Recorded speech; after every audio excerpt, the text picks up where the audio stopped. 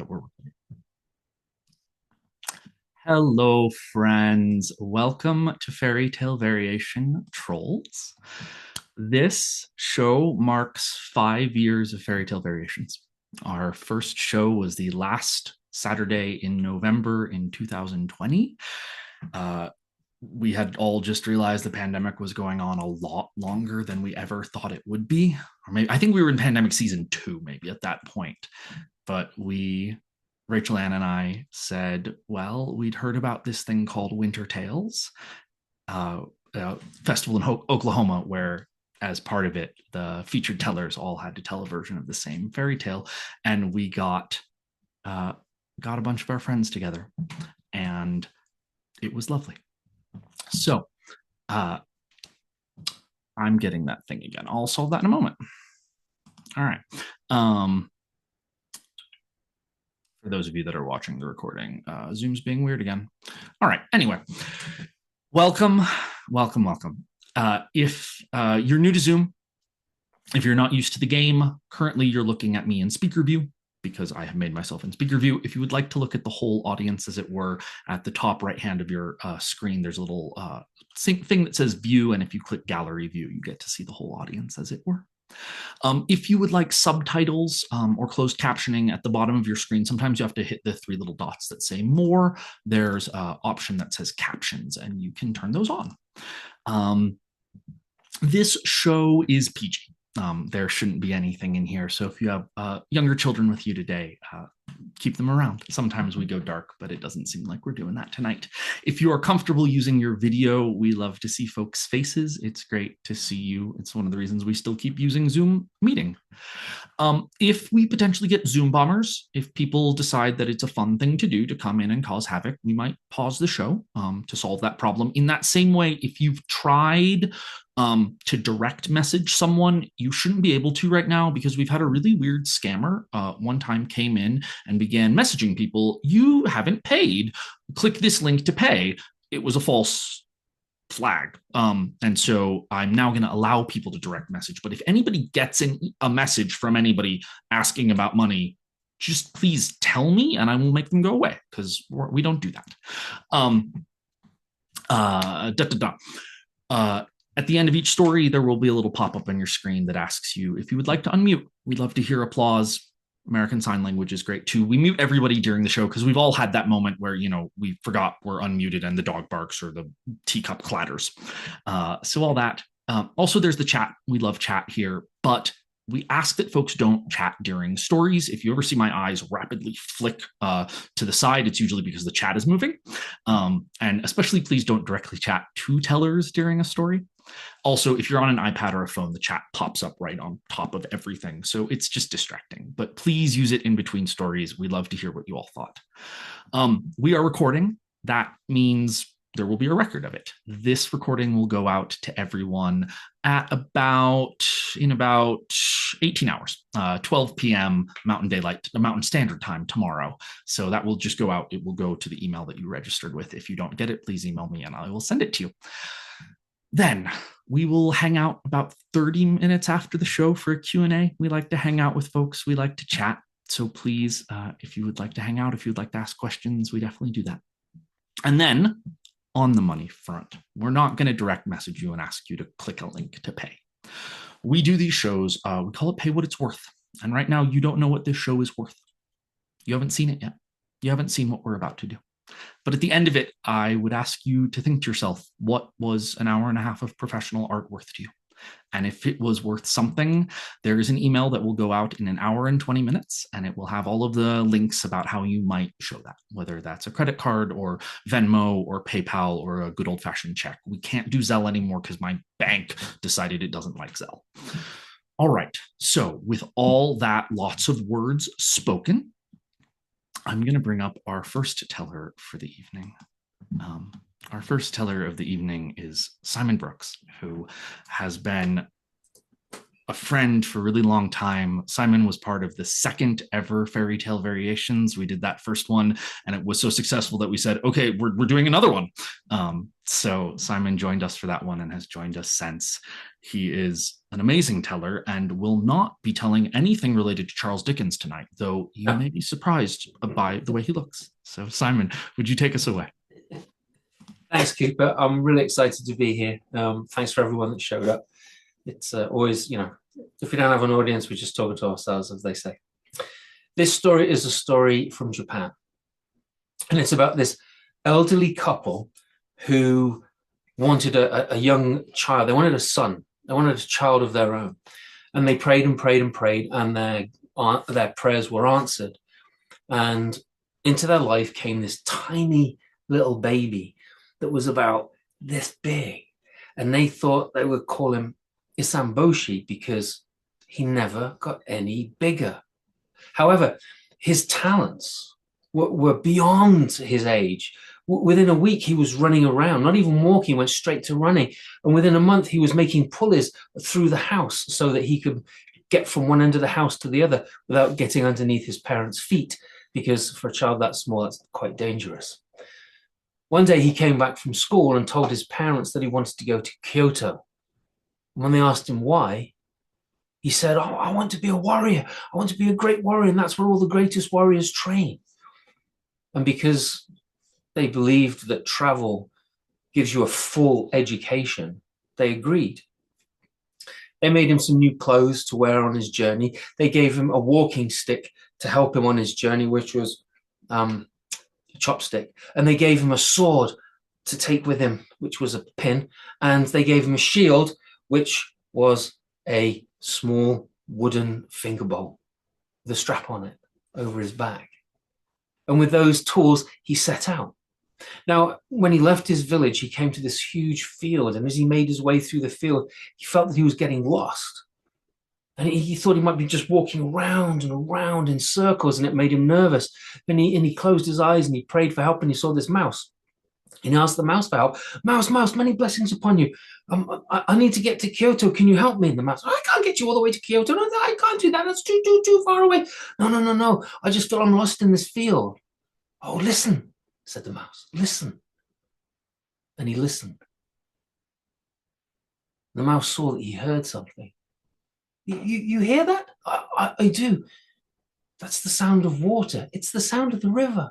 Follow that sound and you'll find your way there." "Oh, many blessings upon you." "Oh, many blessings upon you too." And they separated their ways, and Isumboshi made his way through the field, following the sound of the water. And when he got to the river, he saw how wide it was. And as he looked down the length of it, he saw how many miles it went on and on and on. And he wished he had a boat. But he had an idea. Maybe this wooden finger bowl could be a boat, and he carefully set it in the water and climbed into it, and off he went. He used his walking stick, that great chopstick, to steer his way out of dangerous waters or into faster waters where the water was going too slow around bends. But then he saw that the river split. There were two branches. Do I need to take this branch or this branch over here? And he started to panic. He didn't know which way to go. One way would take him to Kyoto, but not the other one. And then he saw this beautiful, bright dragonfly. Dragonfly, many blessings upon you, many blessings upon you. Could you help me, please? Could you help me?" "Oh, many blessings upon you too. What can I do for you?" "Oh, could you, I need to get to Kyoto and the river splits. Which way do I go, to the left or to the right?" And the dragonfly pointed to the left and said, "You will be there by morning." And off it went. And Isamboshi steered his tiny little ship, his little wooden finger bowl, down the left branch of the river. And that rocking in the water and the warmth of the sun put him to sleep. And when he woke the next morning, soaking wet from the dew that was on him, he saw a town. And he started to steer his little boat, his shield, towards the bank. And he climbed out and turned the boat back into a shield and made his way into the city. Now he had this idea in his head of where he should go, the kind of place that he wanted to be, to learn to be this great warrior. And after a while, he found it. And when he eventually got the attention of the Lord who lived there, the Lord looked down at him and picked him up and put him in his hand. And what can I do for you, young boy? Oh, excuse me, sir, I want to be a warrior. You want to be a warrior? You're no bigger than my thumb. Why do you want to be a warrior? Because it's something I've always wanted to do, sir. Well, just then, the Lord's daughter came up. And she was probably the same age as Isamboshi, but she was a lot taller than Isamboshi. And when she saw this tiny little figure in her father's hand, she asked about it. And the father told her, and she also started to laugh.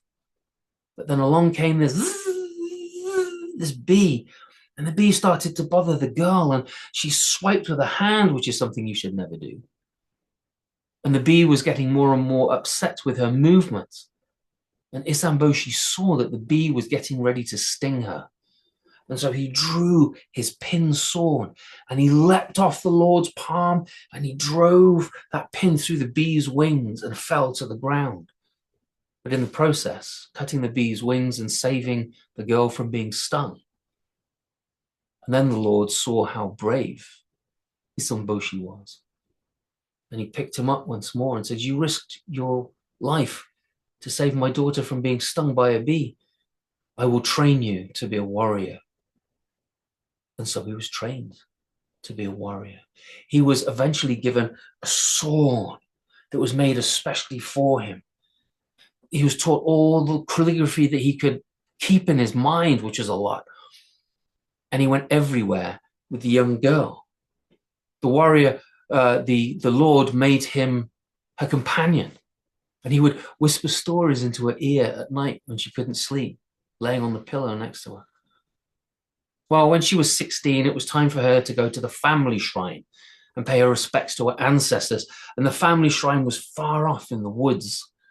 And so, of course, Isamboshi, in the sleeve of her kimono, traveled with her.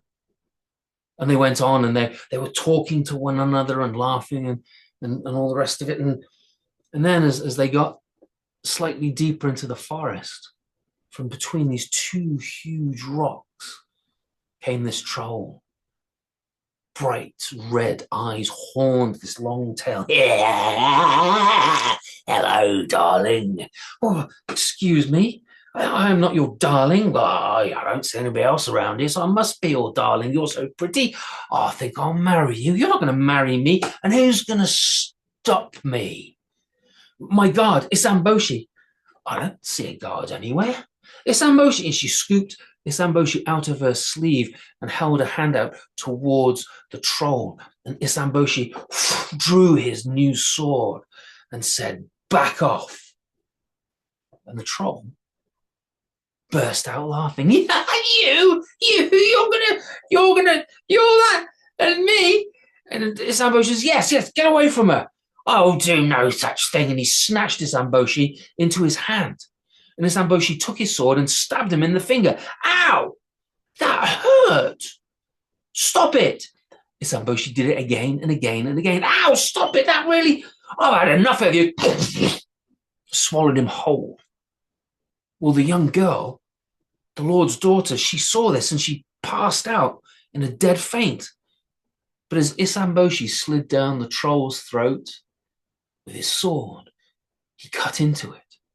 Down through the larynx, past the larynx, into the digestive tract, until he got into the stomach. And when he got into the stomach, he started poking at the inside of the belly of the beast. And the troll could feel the pain. He bent down, buckled over. He fell onto his knees. He rolled around on the ground. And there was a cliff not that far away. And the creature rolled over the edge of the cliff and fell to his death below. And Isamboshi, protected as he was by the creature's belly, had to hold it and climbed out. He was worried about the young girl way up the top of the cliff. And so he called down a bird, and the bird, many blessings upon you. Could you help me get to the top of the cliffs, please? And the bird flew down and said, yes. Isamboshi climbed upon its back and flew him up. And when he was there, he saw in that short period of time, all these other trolls were now surrounding this young woman, and they were pulling and poking her. She's still out cold. I want her now. I want her. I'm next in charge. I want her. And they're all pulling at her. They want to be her bride. Isamboshi ran up to them, held his sword out and said, "Unhand it, you villains." And they looked and they started laughing. You laugh now, but where is your king? Our king, he ate you. He did. But now he's at the bottom of the cliff, and I'll do the same to all of you if you do not leave her alone. In fact, not only are you going to leave her alone, I'm going to make you promise that you'll never harm another person that comes through these woods again. When the trolls realized that their king had swallowed him and now he was back out, one of the trolls went to the cliff to see if indeed the king was his own belly. No! They were frightened of Isamboshi, the little 1-inch boy. And so they promised they would harm no one. But Isamboshi asked for a gift to prove their promise would be true. And one of the trolls ran off and came back with this huge mallet, and they threw it towards Isamboshi. But what is this?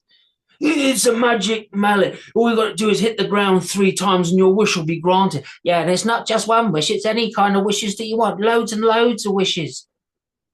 Isamboshi looked at the mallet and he looked at the trolls and, "Go, scram, go, vanish." And they fled into the woods. Isamboshi tried to lift the mallet, but it was too heavy for him. So he sat on it and waited until the princess woke up. And when she did wake up, this young girl did wake up, he told her what had happened. And she couldn't believe it. You scared all those trolls away? I did. And you've got this mallet? Yeah, but I can't lift it up and make a wish. I can do that for you, she said. And she picked up the mallet and she knew what he would want. And she said, "Pow, pow, pow. I wish Isamboshi was bigger than he is right now." And he grew. Oh, I wish Isamboshi bigger. Whoa! I wish Isamboshi bigger. Oh my. And she looked at Isamboshi and she enjoyed his looks greatly. Not that he had changed much, other than he was taller, broader, looked like a regular human being instead of a mannequin. "We should go to your shrine and you should pray." And so they went and prayed at her shrine. And when they made their way back to her father's home, at first he didn't recognize Isamboshi because he was so tall. "You're not Isamboshi. Who are you? Why are you with my daughter?" But when they explained it and what had happened, he was overjoyed. "I will give you whatever you would wish for." "Well, what I would wish for isn't something, it's not really a thing." "Well, what do you mean?" "Well, your daughter, ever since I first met her, I fell in love with her. And it was just weird because I was so small and she was so tall, but I'd like to marry her if that's possible. If she feels the same way about me, I don't want to force her into anything." And the father looked at his daughter and she said, "I kind of fell in love with him too, but he was just little, but now he's..." And so they got married. But Isamboshi did not forget about his parents. When he was married and successful, he made his way back to the village where they had lived and asked them if they would join him in Kyoto. And they did. And so the family was reunited once more. And they all lived happily ever after.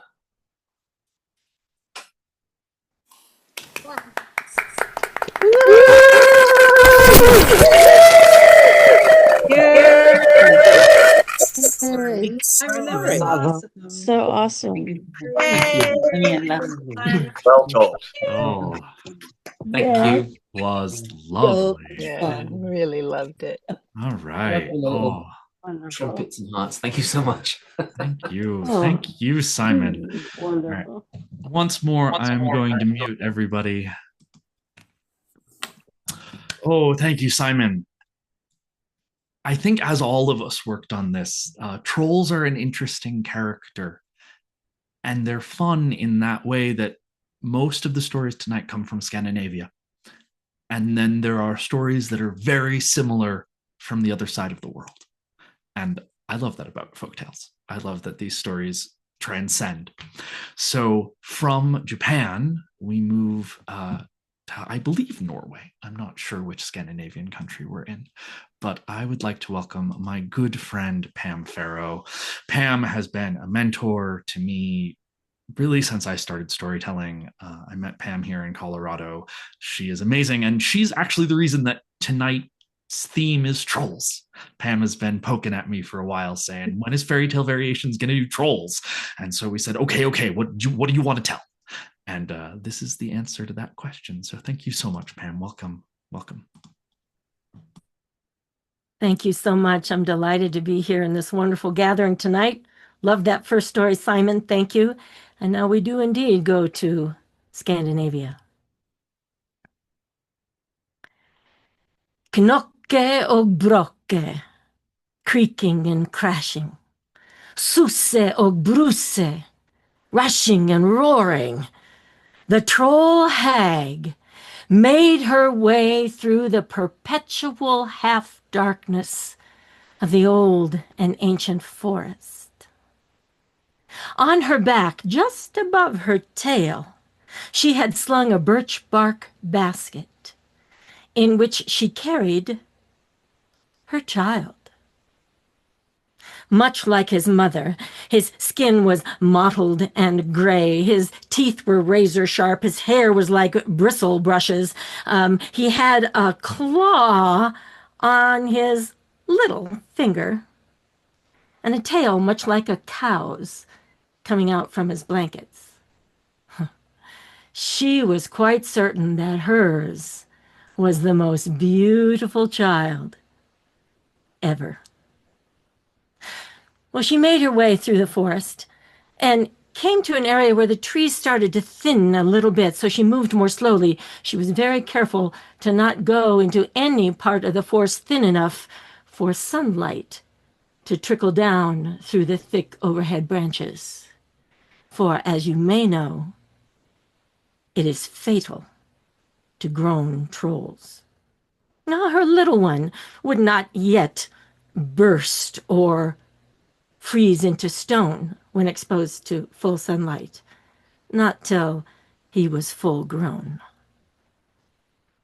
But she walked carefully and came upon a road. Yes, there was a very narrow road through that part of the forest that humans would use sometimes to pass through the forest. It was knobbly and slippery, full of tree roots. And then she heard the sound of horses' hooves. She crouched behind a huge hazel bush and looked, and she saw coming down that narrow road 2 people, each on a horse. And it was a farmer and his wife.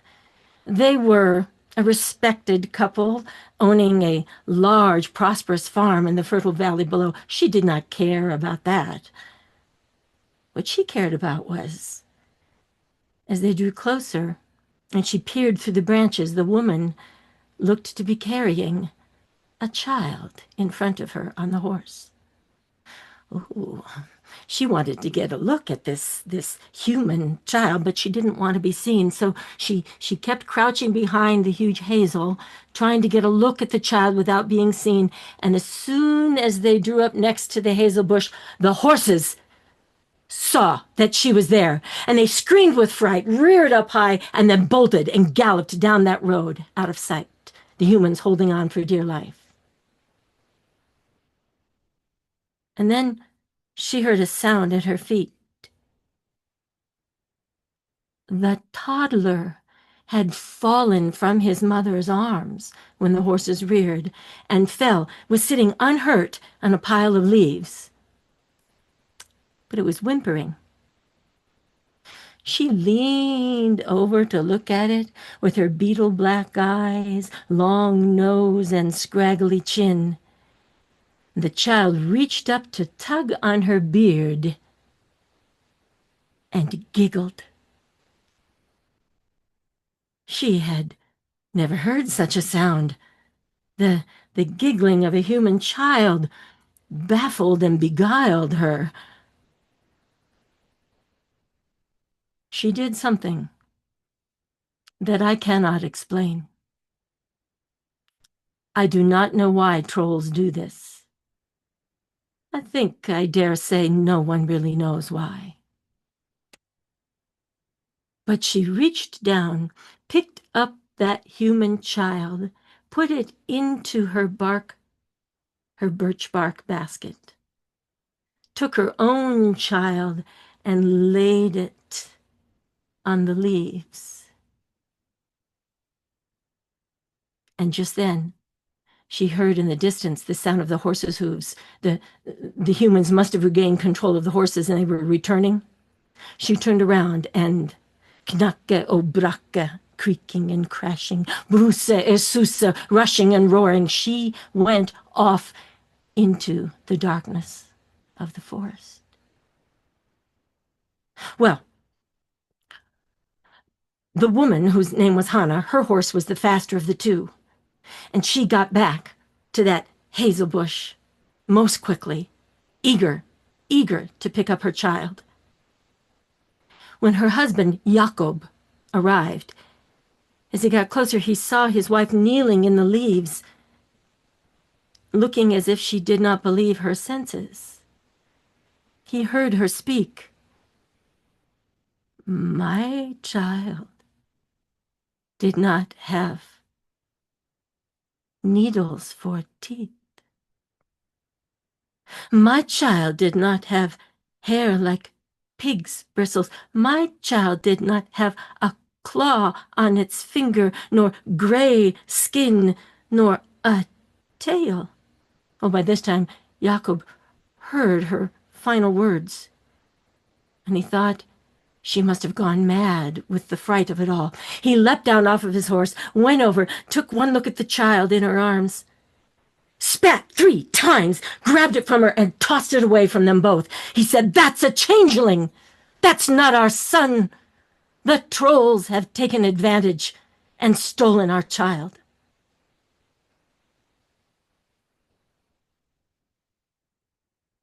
But the veil had descended upon her. Having held the changeling in her arms, she had become enthralled. The veil of enthrallment covered her mind and heart, and she both knew and didn't know. Her mother heart yearned for her own child, and at the same time took pity and in a strange way cared for this child. She went and picked it up, would not let her husband take it out of her arms. He loved his wife deeply. He couldn't stand the sight of the changeling, but he didn't know what to do. She must be so distraught, so he humored her, helped her back up onto the horse, and they returned home, the troll child in her arms. When they got home, all the farm hands and household staff looked curiously and wondered. Well, word quickly spread throughout the valley. Soon everyone who was experienced and wise came to give them advice, how to deal with, how to get rid of a changeling.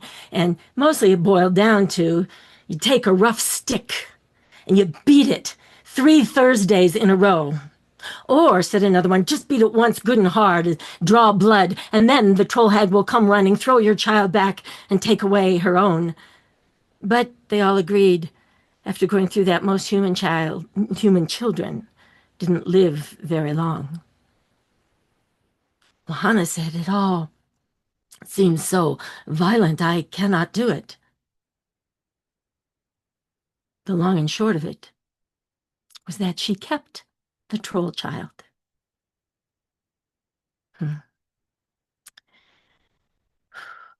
She said, "I cannot beat the child. I must tend to it." And she tended to it as well as she could. Jakob could not understand. He loved his wife, but this drove a great wedge between them. One of the problems Hannah faced was trying to figure out what to feed the child. Every time she offered it some of their fine food, meat or bread, it burbled and screamed and refused to eat. It started to grow thin and weak. And even while he hoped that it would wither away, at one point Jakob muttered, "Don't you know? All trolls eat are things like frogs and mice." So from that time on, Hannah caught mice, frogs, spiders, fed them to the young one. It smacked its lips and ate and grew strong and big, and it chuckled through its needled teeth.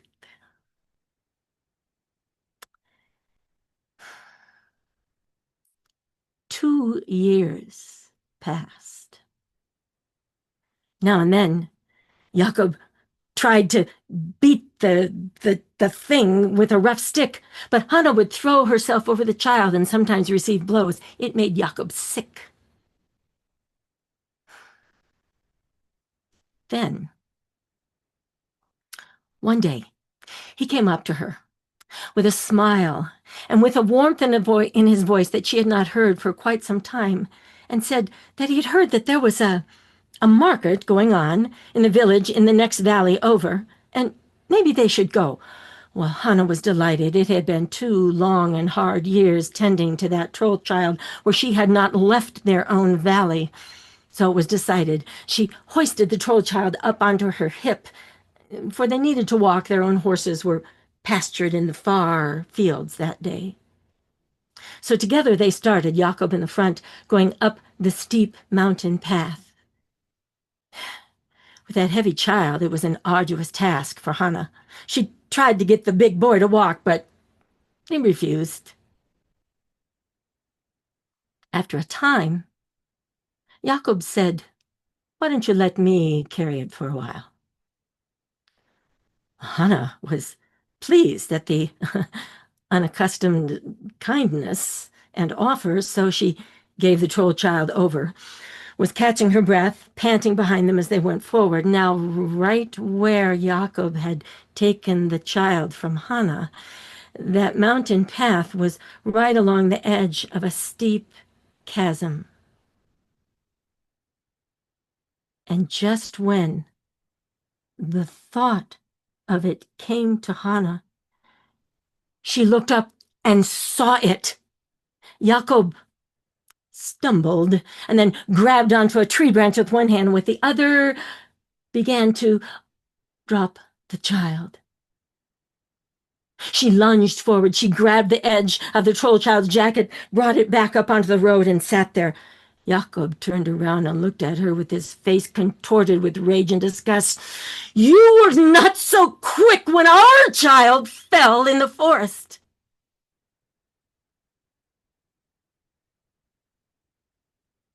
In silence, they returned home. And that push and pull continued of their love for each other, but their profound disagreement about the troll child. 2 more years passed. One night, a fire broke out in that farmhouse. Everyone awoke to darkness and smoke and coughing, and flames were everywhere, and there was no way to save anything. Everyone just had to run out of the house to save their lives. Hannah was the last one to reach the yard, for she had, of course, gone to pick up and bring out the heavy child. Jakob said, "This is our chance. It probably started the fire." And he grabbed the child out of her arms, threw it back into the burning house. Hannah ran back into the flames, came out carrying the child. Her hands were burned. Her hair was singed. She went over to the well, got some water to put out some of the sparks on their night clothes. Then she sat down, leaned her back against the well, held that awkward, lumpy troll child, which fell asleep in her lap.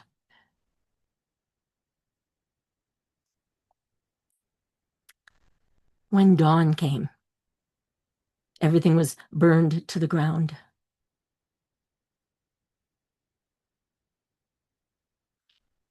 Jakob walked slowly over to Hannah, looked down at her, and said,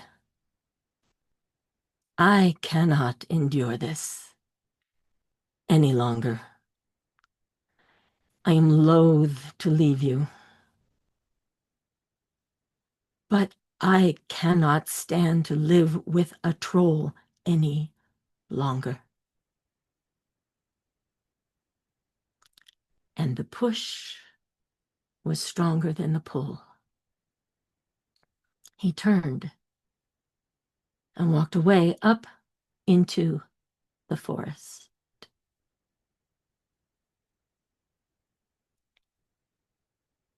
He did not walk very long before, to his surprise, he saw a child, yes, a human child, running towards him.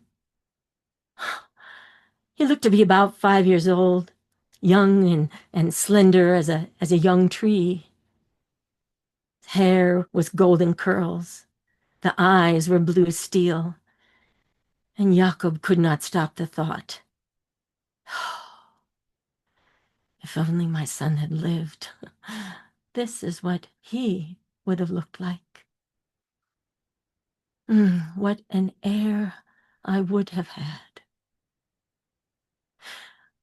And then the boy ran straight up to him and laughed and said, "Hello, do you recognize me? Do you know who I am?" And Jakob said, "Well, if I did not know that my son was with the trolls, I would say you were he." "You are right. You've guessed right, father. It's me. I've come back. I'm returning to you and mother." "Oh, don't go to your mother. She has no room in her heart for anyone but that charcoal gray troll. Come, my son." And he picked him up. And they walked a little bit, and then the boy said, "Father, it's good that you don't carry me as badly as you carried the troll child." "What are you talking about?" "Well, when you were walking along the chasm, the troll hag was walking along the other side with me in her arms. And when you threw the troll child toward the chasm, she was about to throw me in. If it hadn't been for mother..." "Oh," said Jakob. How was it with the trolls?" "Oh, sometimes it was hard, but mother treated the troll child kindly, so the troll hag treated me kindly." "Oh, and did she beat you?" "Oh, no, she only beat me when you beat the troll child." He slowed down. "And what did you eat?" "Well, when you fed the troll child your meat and bread, she would feed me the thistles and snakes that she ate. But when mother fed the troll child the mice and the frogs, I got butter and bread." If it hadn't been for mother..." Jakob turned around and started walking back towards the valley. He embraced his child more tightly and said, "Why do you smell of smoke?" "Oh, well, last night I was thrown into the fire when you threw the troll child into the fire. If it hadn't been for mother..." Jakob nearly ran the rest of the way home. He went down and there was Hannah. Looking around, dazed, she heard Jakob's voice. and it was as if a veil lifted, and she did not see the troll child anywhere, but looked up and saw Jakob, and he placed the boy in her arms, saying, "Here is our son. He has returned. It is you and no one else who has saved him." Knacka o bracka, creaking and crashing. Susse o brusse, rushing and roaring, the troll hag, having met her child under the darkness of the trees as he was returning, was moving off through that dark and ancient forest.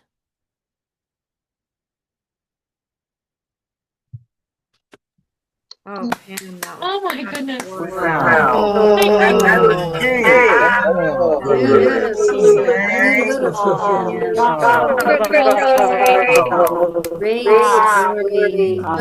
Sweet story. Thank you, Pam. Oh, That was Great powerful. story. thank you. Welcome. Thank you. That was beautiful. Terrific. Oh, thank you so much, Pam. That was beautiful. Once more, I'm gonna mute everyone. That was really beautiful. Pam, as you just experienced, has this incredible beauty in her words that I so adore. So thank you all so much. We can't do this without you. You have logged in from wherever you are in the world right now.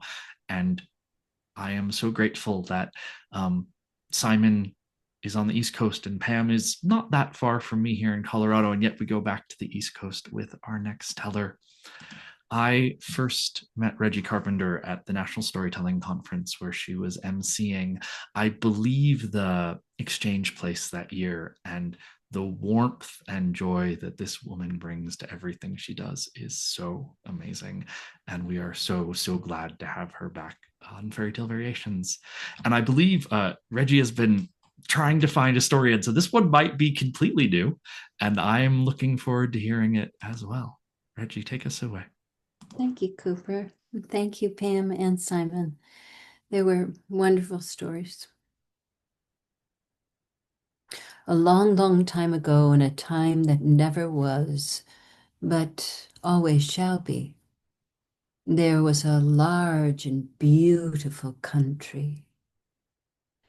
And in the large and beautiful country, there was a small village surrounded by lush pastures and tall orchards. Sheep and goats and cows and bulls all grazed on the thick grass. There was a pond nearby, and ducks and swans and geese all lived and raised their families there. Not too far away from the pasture, there was a dark forest where all manner of creatures flittered and flew and slithered and slunk. It seemed perfect. The town itself was full of the happiest people, for they had never known any real sorrow. And so they looked upon one another kindly. The children were fat and sang and played. It seemed perfect until one day, from out of those woods came a creature none of them had ever seen before. The earth trembled and shook, and they saw it casting a large shadow over the village. It was the most hideous troll. Oh, they had heard stories about trolls, but who believed those? But here was one exactly as it had been described, with a large bulbous nose and eyes asymmetrical in the face and skin almost gelatinous, with long teeth and claws, scales down its back and horns on its head. And this troll just sat in the middle of the road going into the town, and no one could go back or forward. No one could come in or out. And now the townspeople felt a feeling they had never had before. Fear. Oh, they were horribly afraid. You see, they could no longer go out into the pasture to tend to their animals. And so the babies couldn't be delivered. And they died in the womb. They couldn't be milked. And so the people began to be hungry. And the ducks and the geese and swans, they all flew off for another land. And all those creatures that flittered and flew and slithered and slunk stopped. It was as if time stopped.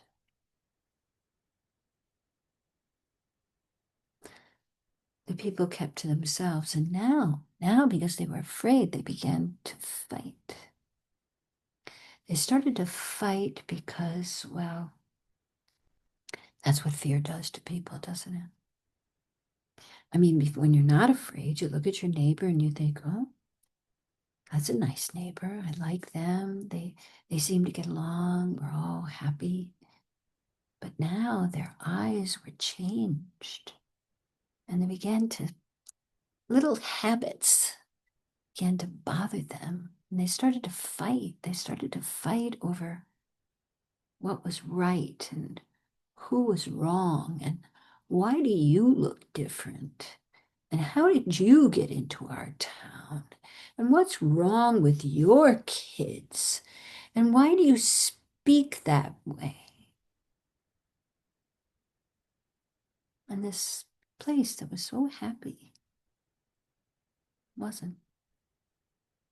But no one had the courage to stand up to the troll.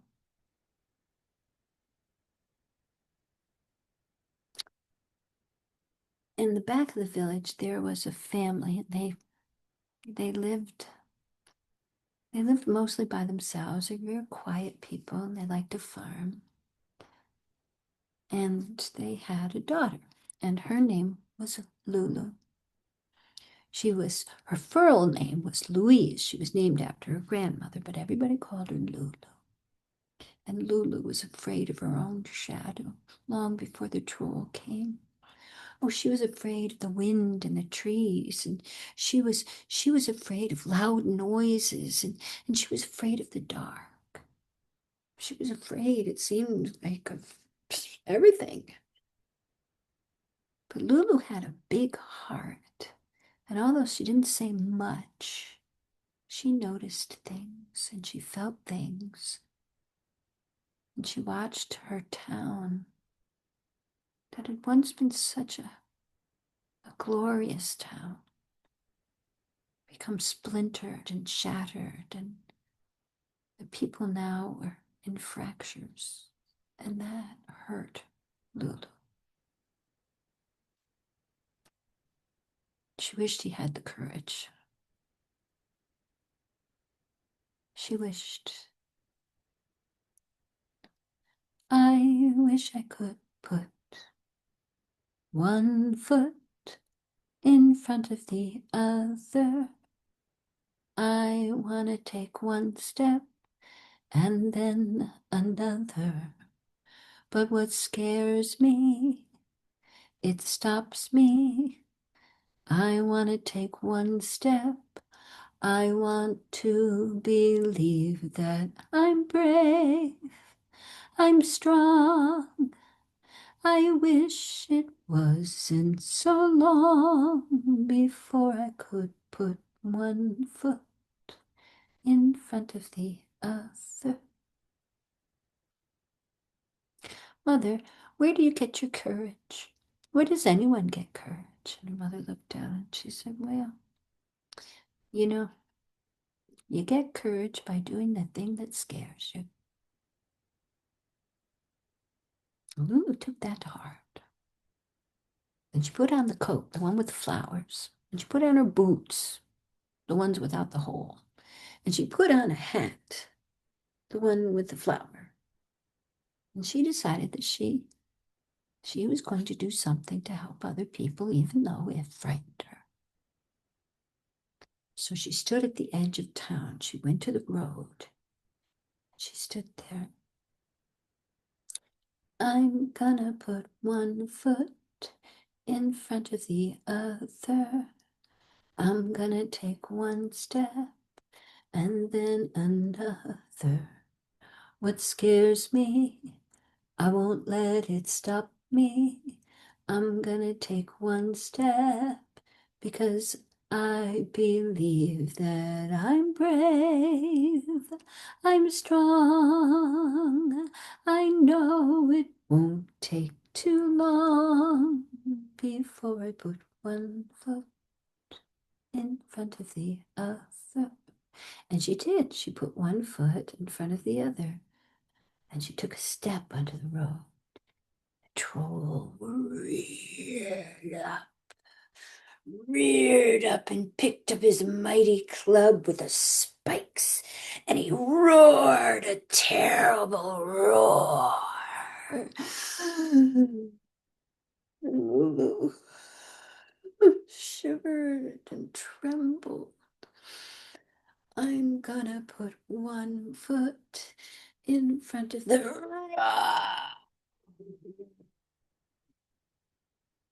other. I'm gonna take one step and then another. Roar! And each step she took closer and closer to the troll. Well, were her eyes deceiving her? But it seemed like with each step the troll took towards her, it was getting smaller. And it was true. The troll was getting smaller until he was no bigger than a boot. Well, Lulu looked down and she said to the once tremendous troll, what's your name? And the troll said, my name is Fear. Fear? Fear. Fear? Fear. It's a family name. Oh. Well, Fear, you're nothing to be afraid of. I know. I just look scary. I'm so scared of everything myself. I try to scare everybody away so they don't know. Well, Lulu picked Fear up and she put it in her pocket. And she went into the townspeople who had seen what Lulu had done. And she introduced everyone to Fear. And when they all saw that Fear was nothing but a great big scaredy cat, they realized they really didn't have anything to be afraid of after all. And that they had taken out their fear on all the people around them. And that once happy town, if you looked at it, nothing had really changed, but everything was different. Because now the people knew that when you're afraid, you have to step forward. You have to stand up. When something or someone is trying to frighten you, to change you, Well, I'd like to tell you. I'd like to tell you that, everything went back to normal, but it did for the most part. But the people sometimes would still get afraid because things seem to be changing so rapidly. And the country that they lived in, just they couldn't really recognize it anymore. It seemed to be built on so much fear. So, what did they do? They got together and they sang. When things really frightened them, they came together. They united. And they remembered the song of Lulu. I'm gonna put one foot in front of the other. I'm gonna take one step and then another. What scares me won't stop me. I'm gonna take one step because I believe that I'm brave. I'm strong. I'm brave. I'm strong. I'm brave. I'm strong. I'm brave. And I'm strong. Thank you. Lovely, Reggie. Thank you. Brava. Music. That's That's it. it. Wonderful. Awesome. Thank you. Oh, that was so beautiful. That was fantastic. Oh, Beautiful. Thank you, Reggie. what You're a good welcome. song. Oh, Yeah, it's my little Disney song. Disney owes you royalties. That was great. Thank you. Thank you. Thank you. That was so beautiful, Reggie. Thank you so much. Sure, no problem. Once more, I'm gonna mute everyone. Oh, all right. This next teller, I am really, really happy to introduce for the first time on our show, Mo Reynolds, who I got the pleasure of meeting this last March at the Texas Storytelling Festival. And if you're part of the storytelling community, you've seen Mo's name sort of just explode over the last couple of years. And meeting her in Texas, she deserves absolutely every bit of it. And again, one of the beautiful things about doing these shows on Zoom is Mo's in Mexico right now, is taking this wild adventure with her family through Central America, and yet she can be here with us tonight. So, Mo, thank you so much for joining us on the show and joining us from, I think, no, we've had a couple of tellers in England. I don't think you're the farthest away yet, but farthest in the continental Americas. So, thank you so much. Thank you. Thank you, Cooper, for creating such a special program. I love the work that you and Anne create with Stories with Spirit. Thank you, Simon and Pam and Reggie, for those beautiful and delightful and insightful stories. I'm really grateful I can add one more to the club, and hopefully it will contribute to such the wonderful evening we've had so far. The young prince held the troll's heart in his hand and began to scream.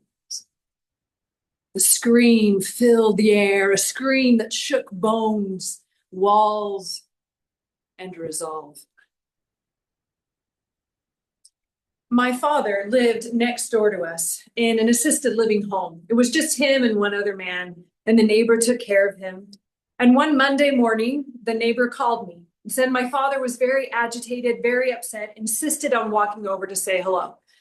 And my father came over, walked over all the time, had dinner with us several times a week, but the neighbor always tried to call to give a heads up and make sure the time was okay. And I said, absolutely, send him over. And soon I opened the door to see my father looking very upset. And without even a hello, he just barged into my home, looked at me and said, "Are you mad at me?" Please. The heart screams, please stop. But the prince had come a very long way, and victory was literally in his grasp. So he whispered to the heart, let them all go. It had been a year since the prince's 6 older brothers had searched for adventure and left him behind. He didn't whine or complain, he just waited patiently, but after a few months went by, he began to pester his parents, asking them to let him go and search for them. But they were reluctant to let go of the one son they still had. But when months became a year, they agreed. They tried to outfit him with brand new armor and a horse trained for battle, but he shrugged them away. He simply wanted his trusty sword and his very loyal, very old horse. Off they went in the last direction anyone had seen the brothers go. They rode and they rode and they did not find brothers, but they made a few friends. First, it was a fish, flopping and flailing on the forest path. The young prince gently scooped him up, placed him back in the river, and smiled at a gurgling "thank you" as the fish swam off to freedom. Next, a hawk, trapped in a thorny bush, and the young prince sang to him as he cut the thorns away and gently pulled the hawk out of the bush, nursed his wounds, and carried him along until he could fly away on his own in gratitude. And finally, they crossed paths with the wolf, bruised, beaten, broken, barely breathing on the ground. The young prince could count every rib as he heard the wolf wheezing, "Please, feed me." The young man didn't fear the weak wolf, but he also had no food to spare. He sadly shook his head. But when he tried to remount his horse, the horse moved. The horse moved again and again. Finally, he gave the young prince a very long look and laid down next to the weakened wolf. Looking up at the young prince one last time, he took a shuddering breath and closed his eyes. The young man watched in grief and a little disgust and horror as he watched the wolf consume his very loyal and very old friend. Then he watched with some terror as this bruised, beaten, weakened wolf grew strong, tall, shiny, with white, sharp teeth. For the first time, the young man regretted kindness. But then the wolf spoke. "You are searching for something, and you and your horse have saved me. I do not know where your brothers are, but I know who will. Get on my back." And together, they practically flew from the forest. The wolf bounded over hills and plains, never growing weary. Then he came to this, couldn't really call it a home or a castle. It was sort of this pile of stones, the large door at the base, and windows scattered throughout. The wolf nosed the prince towards the door, and the prince nodded. I watched my dad pacing back and forth, so worried, sure that he had done something wrong, that he had hurt me, that I was angry. And I said, "No, Dad." I reassured him everything was fine. The night before, we had had dinner like we did every Sunday night. He ate at least 10 biscuits with strawberry jam like he did every Sunday night. And we played Uno like we did every Sunday night. Everything was fine. My dad at this point didn't know that I was his daughter, but he did understand that I was his friend. And at this point, he was sure that he had done something wrong. He looked at me again and said, "I feel like I hurt you." A young woman opened the door of the castle. She startled at the wolf, and then she gave the young man a questioning glance. He explained his errand. She smiled sadly and welcomed him in. As she guided the young man and the wolf up the rickety stairs. She said, "I'm sorry. I know where your brothers are, but I cannot help you." And then she motioned him towards the window. When he looked out the window, there far below, he saw them. 6 stone figures, frozen in various postures of death. His brothers. All gone. He drew his sword on her. "Who did this?" And she didn't even flinch. She smiled and said, "He did it. The troll of this castle. He did the same thing to my sisters. He spared me only to be his slave. I am trapped within these stones." The young man shrugged. "Fine, I'll kill him. Then his magic will break and we will all be free." She laughed. "You can't kill him." Well, at this, the young man was a little affronted. I mean, he was the youngest of 7 brothers. He knew how to handle himself in a fight. He had a sword and a talking wolf. That had to count for something. She patiently explained, "No, I don't mean you can't kill him. I mean he can't be killed. He has no heart." He understood that he was cruel, this troll. That didn't mean he had no heart. "No," she sighed, "I don't mean that metaphorically. I mean he has no heart. It is not in him. He's used his magic to place it, to hide it somewhere far away. And until it is in his body, he cannot be killed." "Well, where is it?" he asked. "I don't know." She shrugged.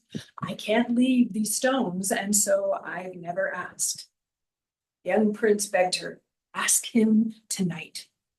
I'm not bound by these stones. I will find it, and I will destroy it." And for the first time in a long time, the young woman felt hope. She helped the young man and the wolf hide away. She prepared the troll's favorite foods. They smelled disgusting. She brewed strong, strong wine. And as the troll slurped and ate, scattering food everywhere, she smiled sweetly. And when his eyes began to cross from the wine, she asked him, "Master, I know that you don't keep your heart here. And since I am not in any danger of finding it trapped by these stones, won't you tell me where it is?" He laughed, spraying the table with food. "No one will find it. No one will hurt it again." Again, no one will hurt it again. She had never heard him say that. She smiled. "You are very clever and very wise, but aren't you worried that someone will just stumble upon it?" He stood up, a little uneasy on his feet. He pointed out the window to the east. 100 miles. Lake. Middle Lake Island. Middle of the island, the tower. Door. Lock. Key. The top. Climb the tower, there's the well. Deep, deep well, bottom of the lake. Bottom of the well. Heart. Safe. And he fell asleep. When the snoring shook the walls, the young prince thought it was safe and he came out. He thanked the young woman, and fled out with the wolf. They galloped to the edge of the lake and the wolf jumped in and swam to the island. This was a very handy wolf to have around. They came to the bottom of the tower. Whew! The hawk flew by the young prince's ear, retrieved the key, and dropped it in his palm. He raced to the top of the tower, and there was the well, just as the troll had said. The water looked deep black and hopeless. But then there were bubbles, and the fish bobbed to the top with a golden egg in its mouth. It was the young prince's turn to say thank you, and he lifted the golden egg, cracked it open, and held the troll's heart. I reassured my dad over and over that everything was fine. And then I thought I understood.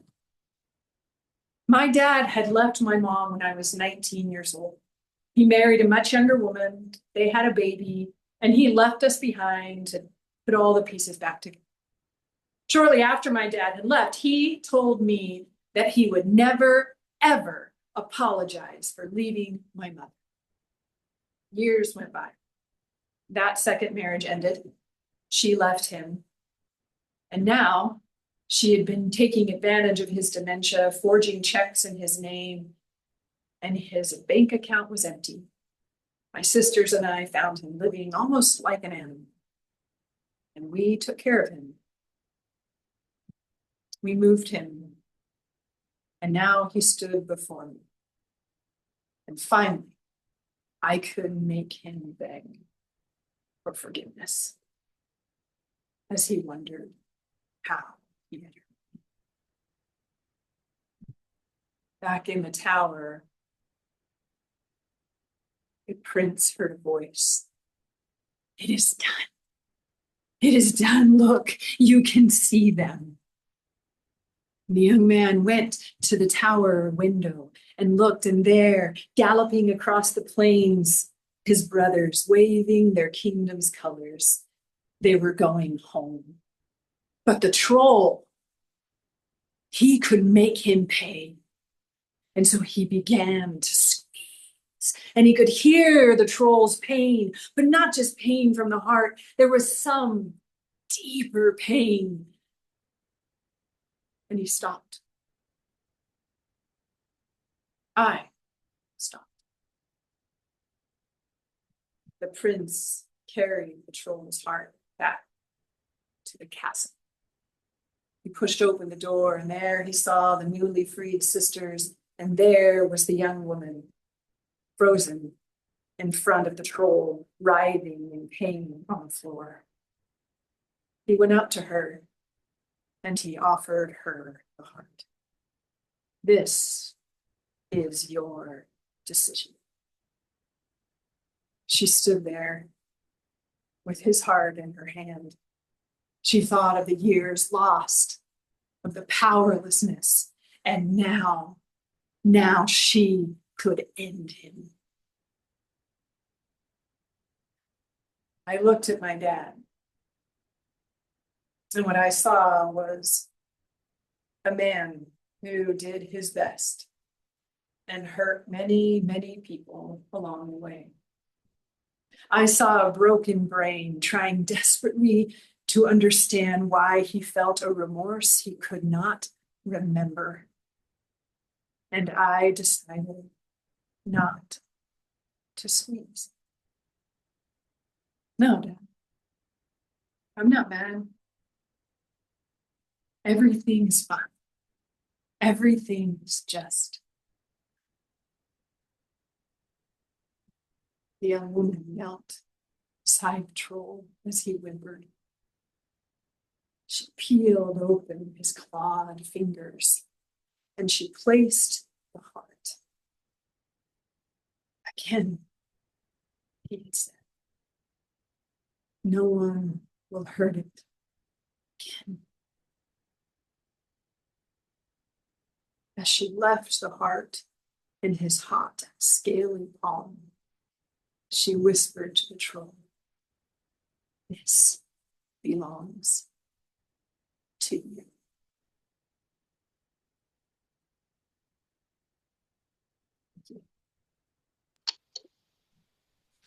Wow, thank you. Yay! Good job, Mom.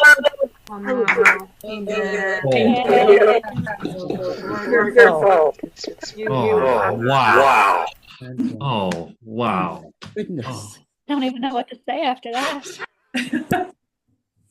You're so rich. Thank you. So That was like 2 for 1. Oh. Wow. Well, thank you The so, dreaming. so much, Mo. Mhm. Mo Wow. braids stories in a way that I Right. hope someday to be able to do.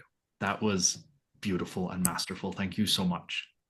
Again, I'm going to mute everyone. And so I get to introduce our last teller of the evening, and that's me.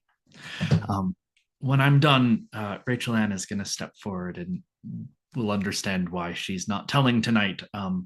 She beats me out. She is told in every single fairy tale variation up until now.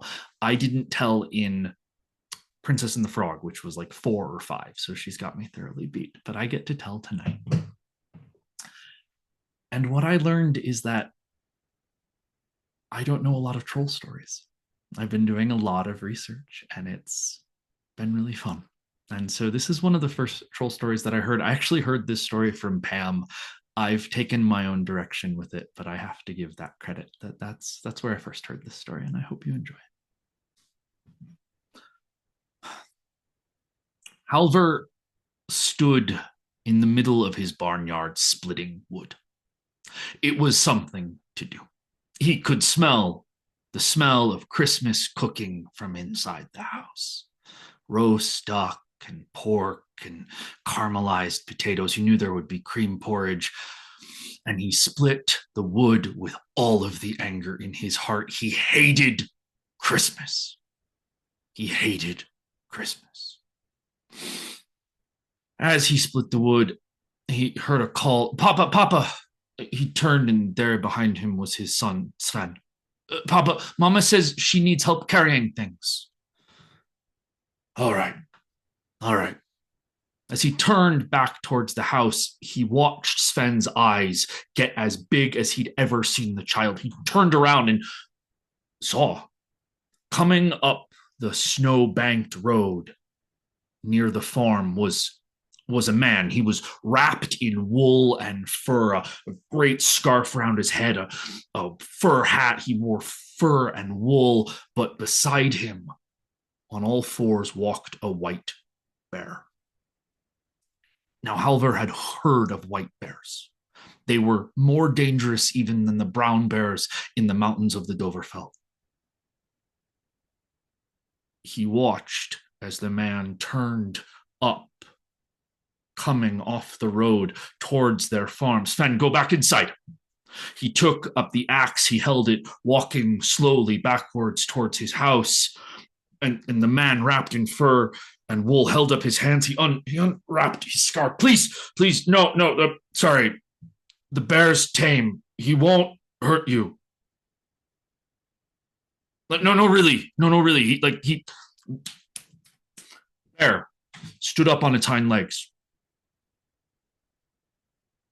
Back down. Why do you have a white bear? Well, the king's young son wanted a white bear for Christmas, so the king, he sent me north to find a white bear.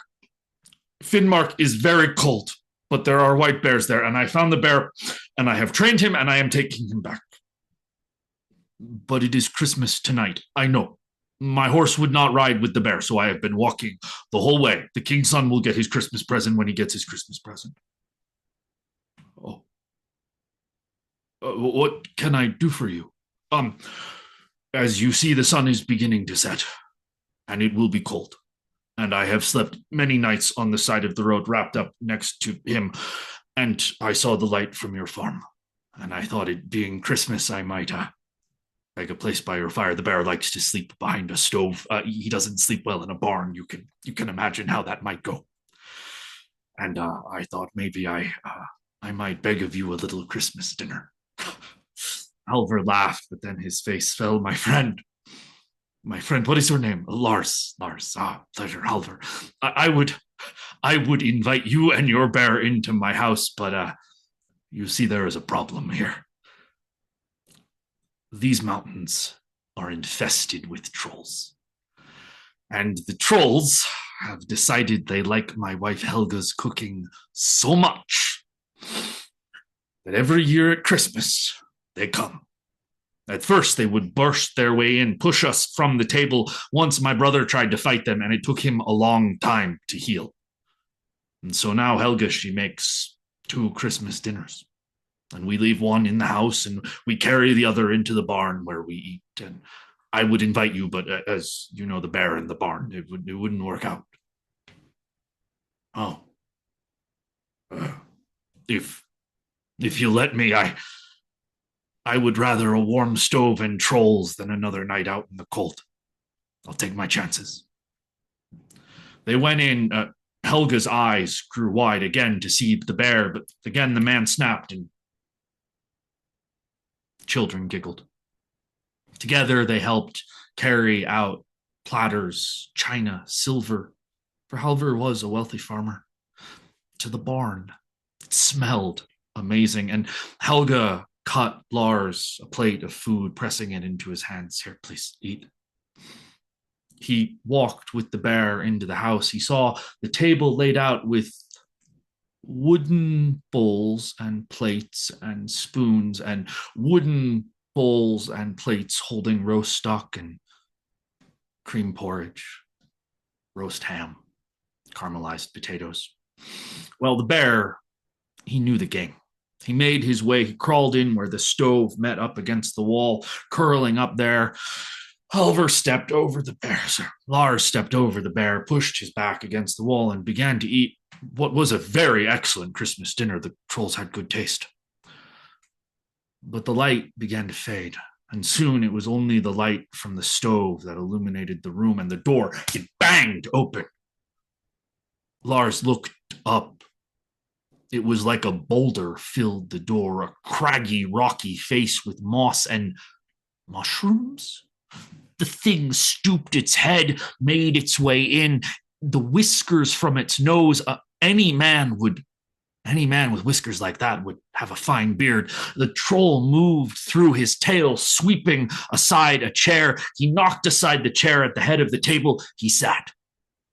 Following after came a tall, thin, female troll, Lars guessed. She sat at the other end of the table, and then 3 little ones tumbled in. They had teeth like needles, hair like bristles. They had cows' tails behind them, and they began to devour the food. That big troll, he picked up a duck, eating it straight, bones and all. One of the little trolls found a spoon and began flinging cream porridge at his siblings, and soon it was a ruckus and chaos, and all until the large troll pounded his fist on the table. Toads! It is time for toads! The thin troll, she took a bag from off her shoulder and she dumped it out there in front of the stove. And Lars saw it was filled with toads. They searched around, finding in the kitchen toasting forks. They put the toads on the end of the forks. They opened up the fire and they began to toast those toads, eating them hot off the toasting forks. And the one littlest troll, just finished toasting, looked beside the fire. And there from behind the stove, he saw 2 eyes glistening in the firelight. Kitty? Kitty, kitty? Kitty. Kitty want a toad? Kitty? And he stuck the bear in the nose with a toasting fork on which was a freshly toasted toad.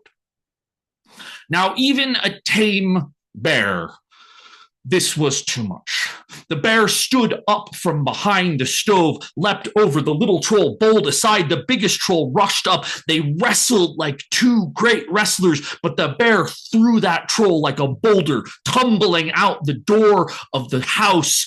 All was again ruckus and chaos as the trolls fled. Halvor had heard not only the chaos of the trolls' dinner, but then more. And staring out through a chink in the barn, he saw the trolls 1, 2, 3, 4, 5 run out and back into the woods. And then he saw Lars. Coming after them with a bag in his hand, he followed the footsteps of the troll up to the edge of the barnyard. Halvor heard him call, "You forgot these," and flung the bag after them. Halvor opened the door of the barn. "My friend, what happened?" "I think my bear broke your table. But I think also you can sleep in the house tonight." Helga calmed herself, looking at the state of her dining room. But it would be nice to spend Christmas in her own house. And the next morning, Lars and the white bear made their way off down the road. It was the next Christmas, and Halvor stood in the middle of his farmyard, splitting wood, and he could smell the roast duck and the pork and the potatoes. And every so often he would lift his head, and there was no man wrapped in furs with a white bear coming this year. As he wiped his hands to head back into the house, he heard a whistle. "Halvor! Halvor!" He turned. What he had mistaken for a boulder just inside the trees began to unfold itself up and up. Its skin was like rock. There were mushrooms behind its ear and its whiskers coming from its nose. "Halvor, do you still have the kitten behind your stove? The white one?" "Yes, but she's grown and she had 5 little kittens. Would you like to come see them?" The troll began to shake its head. The trees around it shaking. We will not come back for Christmas. Happy Christmas!" It turned and ran into the gathering darkness. Well, Halvor went inside. His family, they sat and they ate and they laughed. And his wife took a plate, and on it she put pork and potatoes and duck and cream porridge. And she set it there at the edge of the forest. And the next morning they found it clean save for 2 toads. These they disposed of. But the trolls and Halvor's farm, they kept Christmas such for many years to come. Thank you. Thank you. Oh, delightful, Cooper. Oh, Absolutely lovely. Amazing. Amazing. That was fabulous. That one made me hungry. I get to go have dinner after tonight. I hope I hope everybody has Thanksgiving leftovers in droves. That's what I'm still eating. One more time, I'm going to mute everyone, and I'm going to invite my very, very dear friend and collaborator in all things storytelling up, Anne Harding, my good friend. Would you like to tell us why you're not telling? Hi, friends. I'm so happy to at least be here and hear these incredible stories. Some of you might know, some of you might not. I had a baby, and it was a lot. She had to come a little bit early because there were some complications. So I delivered at 34 weeks, and she's in the NICU, and she's doing so well.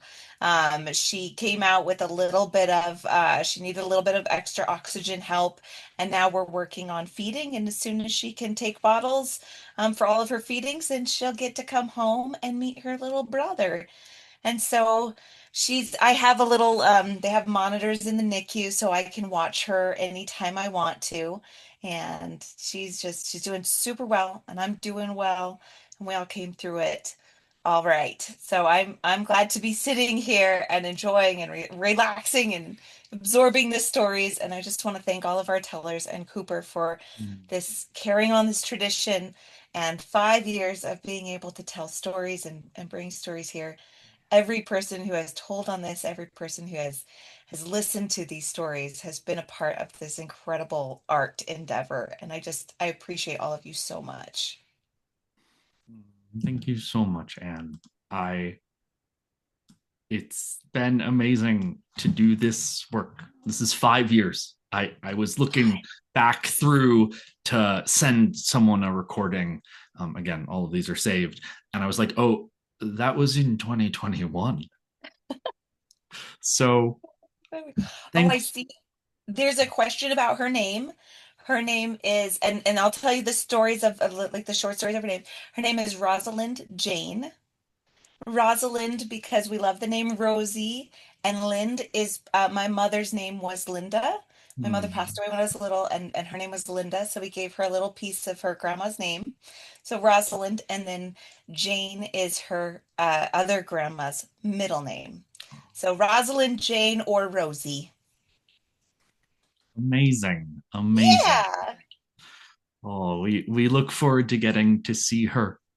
Yeah. We'll do a full Lion King moment next time we do this. I'll have to get Reggie to sing the song. Yes. Oh, all right. I'm going to wrap up and then we will get to a question and answer with all of everybody. Thank you all so much for being here.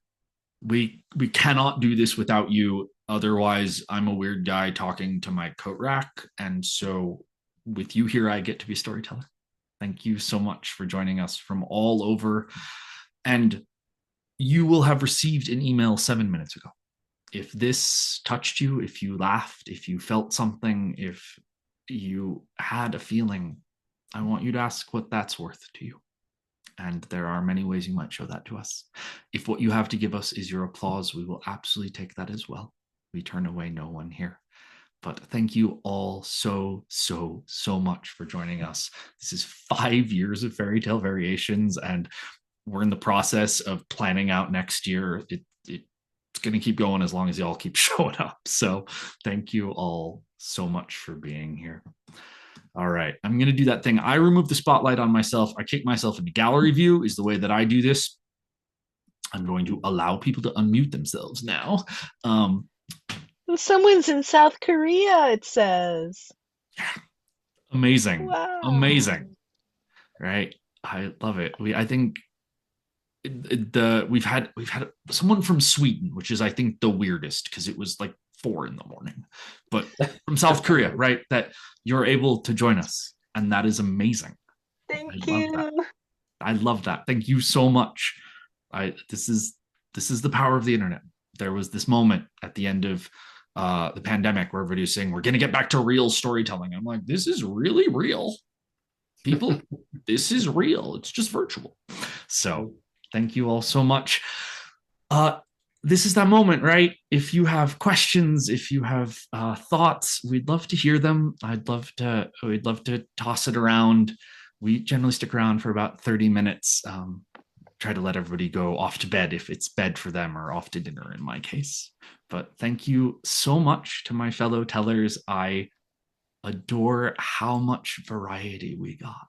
That was all over. So thank you all so very much. Does anybody have questions? You can use that raise hand tool on the reactions. You can put it in the chat. You can just unmute and start talking too. Go ahead. Kaylin, is that how I pronounce your name? Yes, that's correct. Hello. Hello. I just want to say thank you for this experience. I'm a student for MGA, Middle Georgia State University. Lovely. And I just wanted to ask mostly just about the event itself. What got you guys the inspiration into doing stuff like this? So this comes from there was a festival called Winter Tales, which was in Oklahoma, which I never got to go to. And when Rachel Ann and I were sort of really joining the storytelling community, when we talked about, we did fairy tales for adults, and people said, "Oh, have you that thing at Winter Tales? Do you know about Winter Tales?" And we didn't know about Winter Tales, and everybody needed to tell us about Winter Tales, which was great. They had this, I forget the name of it. I've been told it, and if someone knows it, throw it in the chat, please. The one of the parts of the festival is the 4 featured tellers had to decide on a fairy tale, which was the hardest part of the whole thing. And then they all had to tell a version of that fairy tale in 15 minutes or less. And people raved about David Novak doing Cinderella in iambic pentameter. We got all kinds, but Rachel Ann and I had done 6 shows the first summer of the pandemic. And then we didn't do anything for a little while, and we were getting bored. And we said, what do we want to do? And we both had versions of Snow White, and we knew other friends that had versions of Snow White. And Janice Del Negro offered to write a version of Snow White. And so we said, why don't we try a thing? And like 180 people decided to show up. So we said, why don't we do that again? And we did Hansel and Gretel, and Simon did the original version of that. And then it just snowballed. And we've been doing them because people keep showing up. And I think for me, I love telling fairy tales to adults. I love stories that I can get deep with. I can use big words. And I love the range that we ask tellers to bring us something interesting, and we get incredibly interesting things. So thank you. That's the short version of the history. Kristen, hey. Hi. First, thank you, everyone. Oh my gosh, what a journey you took us on, as you do every time. And I have a question actually for Reggie. I'm curious about yours. If there was a source story, if that was a combo of a bunch of things, if it came out of your beautiful mind, a combo of those. Part of it reminded me a little bit of an Ethiopian tale called Niobe, but only about the troll being named Fear. So I'm just curious to hear a little bit more about your story. Oh, thanks, Kristen. Good to see you. It's an adaptation of the Fear Monster. Okay. Yeah, and I have been observing how fear is changing us. Oh, sure. And how it's kind of top down at this point right now. Yeah. And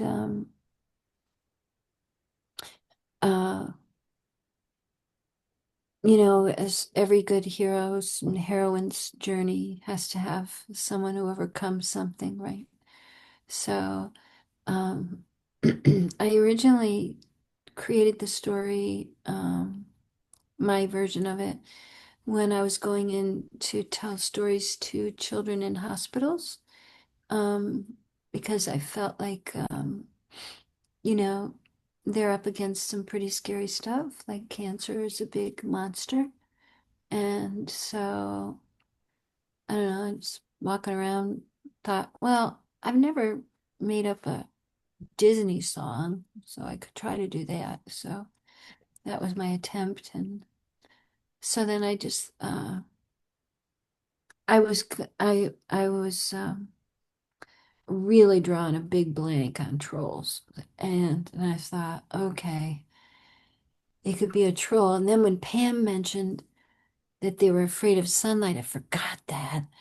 So in my mind, they got a vaccine that didn't cause autism, that gave them immunity from sun. So there That's you go. great. That's how I got that.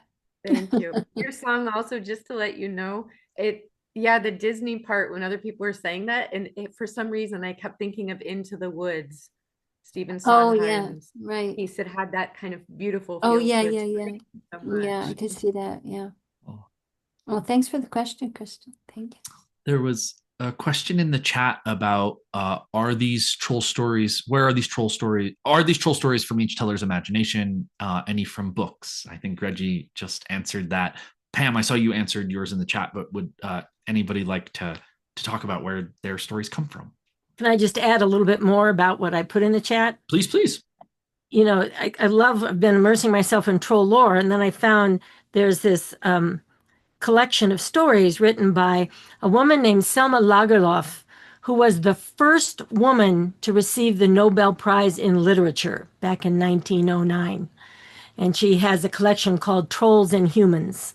And I found it in translation, thankfully, because I don't read either Norwegian or Swedish, and found this story and had a fun time adapting it to an oral telling. There's a lot more in the story. I edited down a whole bunch. And I'm going to apologize to my fellow tellers. I went over time longer than I expected, but it was so hard to edit out all the good stuff. So that's my source. Thank you. Simon or Mo? Yeah, so Isumboshi is a story that I found in a kid's book and then dug around deeper and I found like 5 or 6 other variants of it. And in the full telling, that I basically that all these different variants had little bits here and little bits there, and some parts were missing. And so I put the whole thing together. They're all from different books, different anthologies and stuff. And the original story that I tell is about half an hour long. So like Pam, it was kind of like snip, snip, snip, snip, snip, snip, snip to bring it down to the timeline. But yeah, so all of my tellings were, or my telling was, or my sources, sorry, were all from literary sources. Although I did see the Japanese storyteller telling that story in 10 minutes at the Exchange Place in Jonesboro, and she was a Japanese storyteller. It was really, really good, and I didn't think anyone could tell the story that quickly. So I knew that it could be. I just had to figure out how. Over to you, Mo. Oh, I wish I could have a better answer for this question, but here's the answer that's true.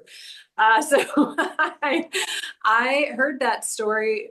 It was actually the first time I ever saw a storyteller. It was in 2016 or 2017. Before that, I thought I had invented the art. And then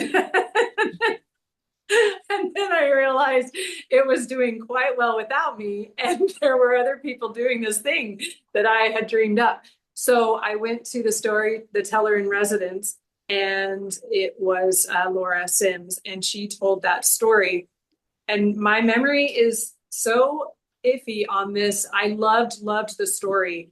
And I am afraid I have not, it's just from my memory of hers, and that I have then morphed it over, and I've added some different things that she didn't have in the one that she shared.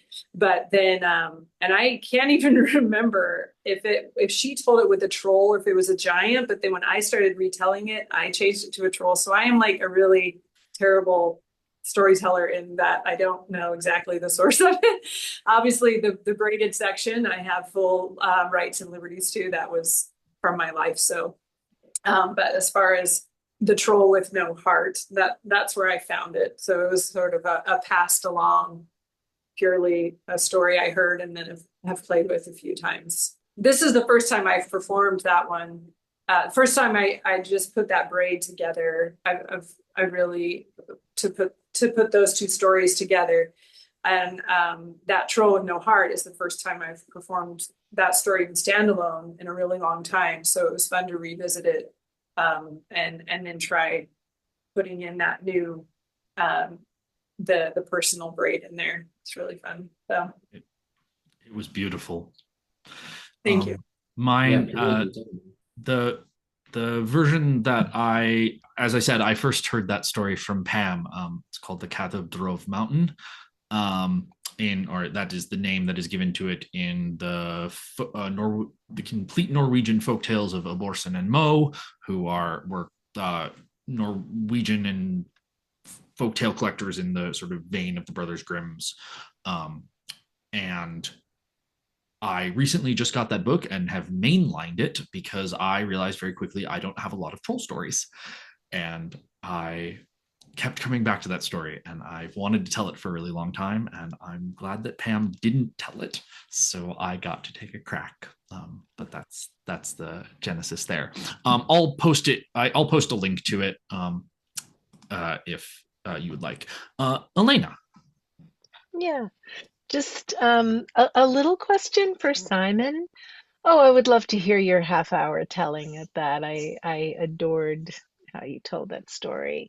But probably one of the things that you cut out and left like half of it. I was just curious at the near the beginning when you said his name was, and I don't remember the Japanese name, it was because he was small or something or Yeah, but his but but I didn't know what the meaning was of the name, what the translation was.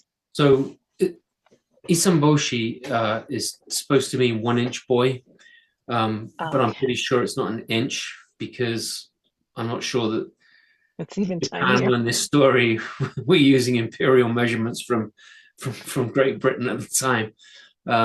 So it's the closest that we have to it, to my knowledge anyway. So Okay, yeah, yeah, thank you. Ninja Boy Isambushi.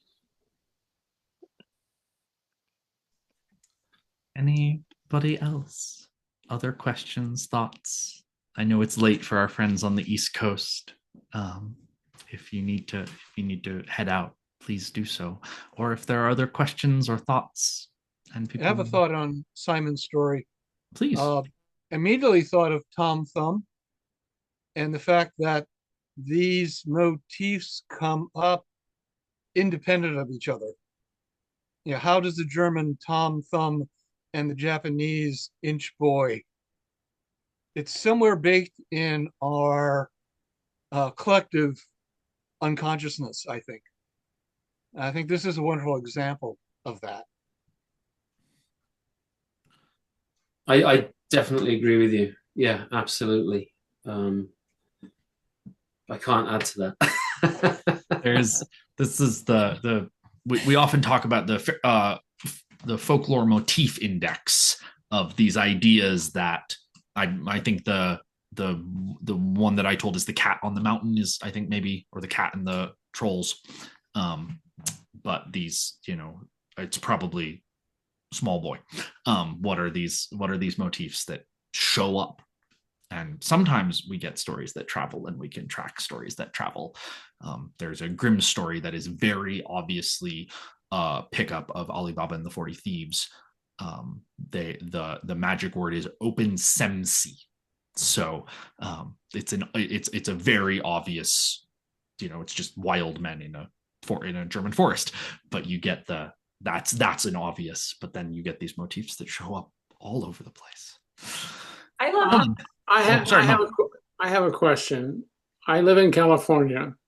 I was told that you started at 6 o'clock. I logged in at 6 o'clock and I lost half of you. Where do you start and what time do you start California time, land of the fruits and nuts? It would be 5 p.m. or 6 p.m. Mountain Standard Time. So 5 p.m. Pacific.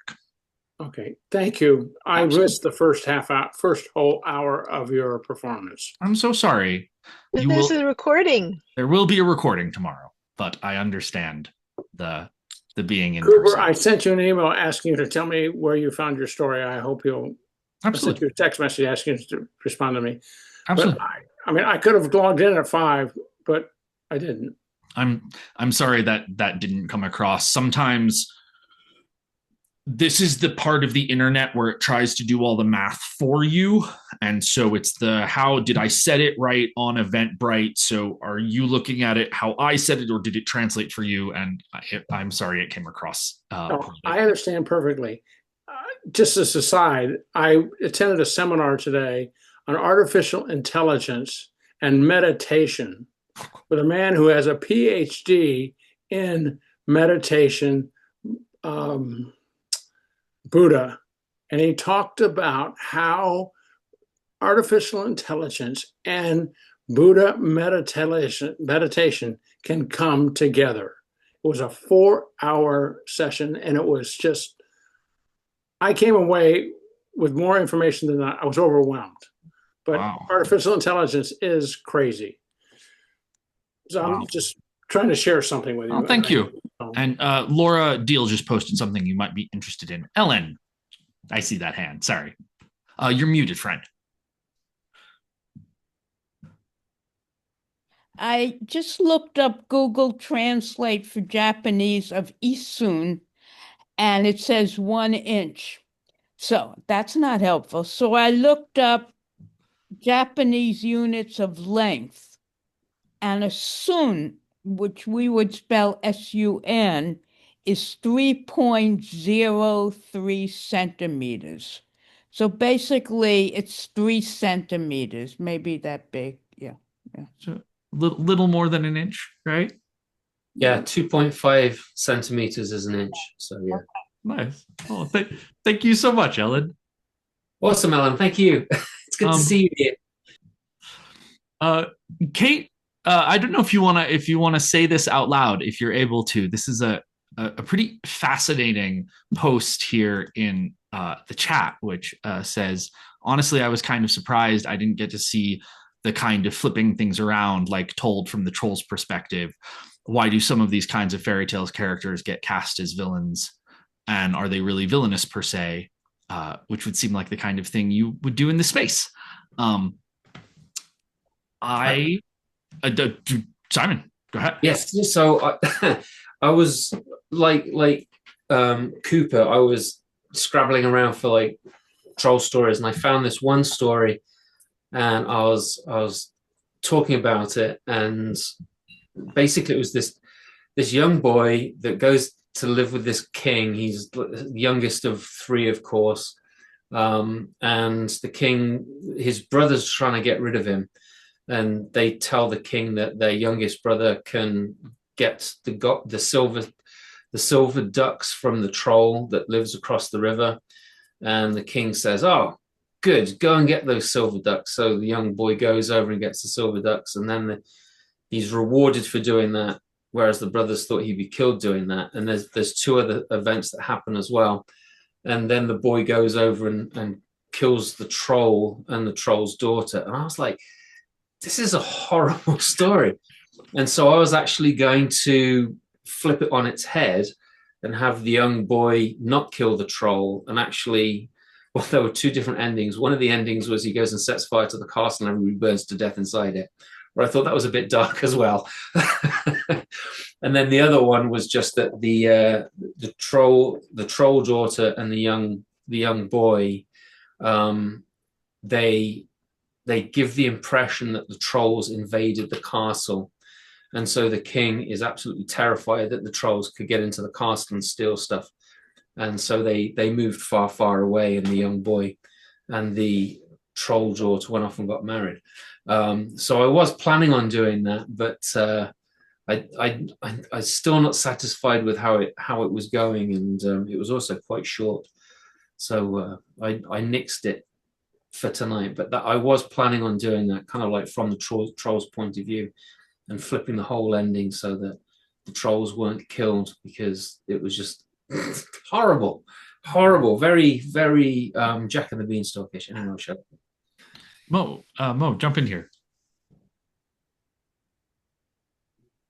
Yeah, I think thanks for that question, Kate. I think that was really interesting, and I loved the sort of flipping that Pam story shared, which someone mentioned in the notes.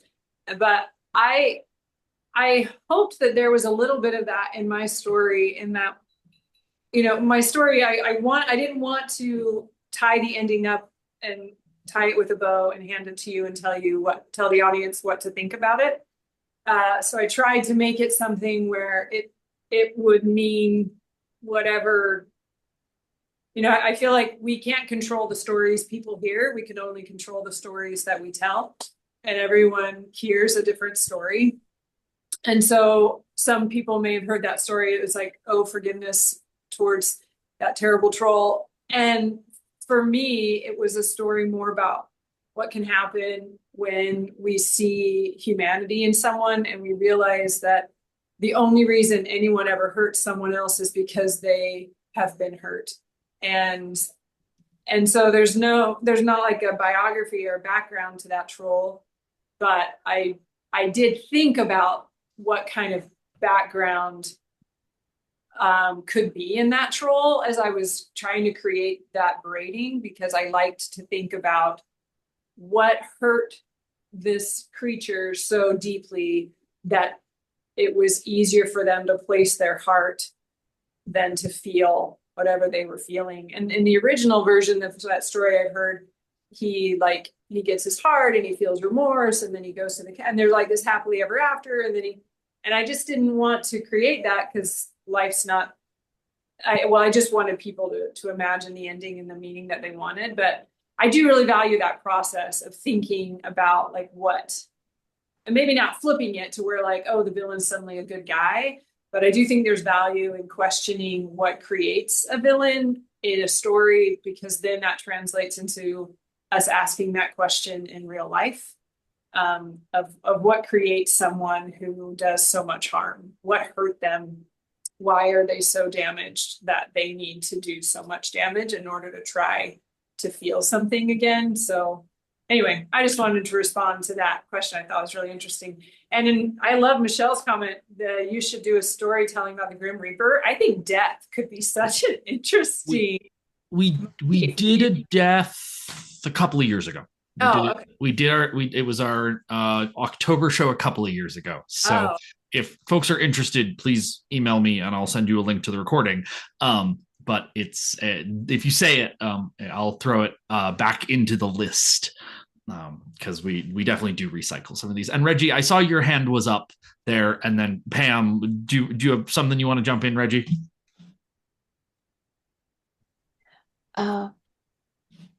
Only to say good night. Good night. I'm not feeling very deep. Oh. But I'm all in on the death theme. Death is often, if we can step back, we can see that sometimes death is a friend. You told with us on that one, didn't you? I'm remembering that. Death can be a great friend. Oh, thank you, Reggie. In any circumstances. Anyway, I want to thank all of you and my fellow tellers. It was really a pleasure to be here and to be inspired by you. So thank you so much, and see you around. Thank you so much. It's so lovely to see you. Thanks, Bye now. Thanks, Thank Reggie. Bye. Thank you. Pam. Yeah, and just kind of a little response to, and I don't see it now, but the long comment that was made earlier about, what about the trolls' perspective? What about why are they cast as villains? I am far from an expert or a scholar in Scandinavian or troll lore, but I've done some amount of immersing myself in what resources I can find. And what I find is just that trolls are, there's so many different kinds, there's so many different ways they might manifest, but by and large, since ancient times, trolls are embodiments of whatever is other and non-human and ununderstandable, and therefore lots of fear and lots of malice. It's I know I like too just to try to craft or understand the background, but most trolls are just full of malice and darkness and magic, and they're almost forces of nature. Exactly. Like in a lot of the stories, this is what I've been learning recently. I'm very steeped in both Germanic and Celtic fairy tale, and we get this sort of, there's a lot more nuance maybe to Irish fairies. They have courts, they have this sort of reflection of humanity, and trolls, they seem to have families, but they seem like forces of nature, and it's this sort of human versus nature.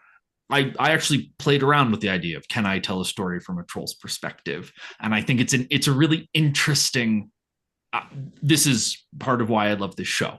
I did one of my favorite stories I was just thinking about the other day. I did a version of Cinderella from the stepmother's perspective, in which she turns out to be the fairy godmother. What does it mean to have a child who just hates you? You can't solve it. Her mother's dead. She wants her mother back. Mm-hmm. And what does it mean to raise that child in the best way you can? So I really enjoy playing with them and flipping them. But and part of it too, we don't generally guide our tellers for these shows. Sometimes we go to people because we know someone has a specific story, and we say, can you tell X? Because I've heard really great things about X. We did the King Arthur show because Jenny Monroe agreed to do her incredible braiding of the Fisher King. And so that was the core that I really wanted for that show. Laura, your hand's up. So this talk about trolls as forces of nature reminds me of an anecdote that my dad used to tell. He had a colleague, Arne Magnus, who was from Norway, and they were out hiking in the Rocky Mountains, and someone teased Arne, who claimed that the trolls in Norway were real. And they said, Arne, are we going to see a troll? And he said, no, the trolls don't live here. They live in Norway. And so it's a force of nature, but it's a very local, particular nature. Yes, and there's also a whole body of lore among Norwegian immigrants that a lot of trolls have managed to make their way over to North America, both in ancient times and with immigrants somehow, especially the smaller one, variety.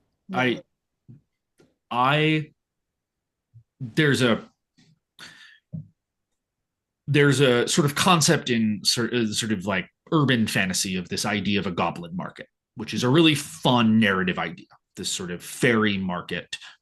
There are whole books sort of written in this idea.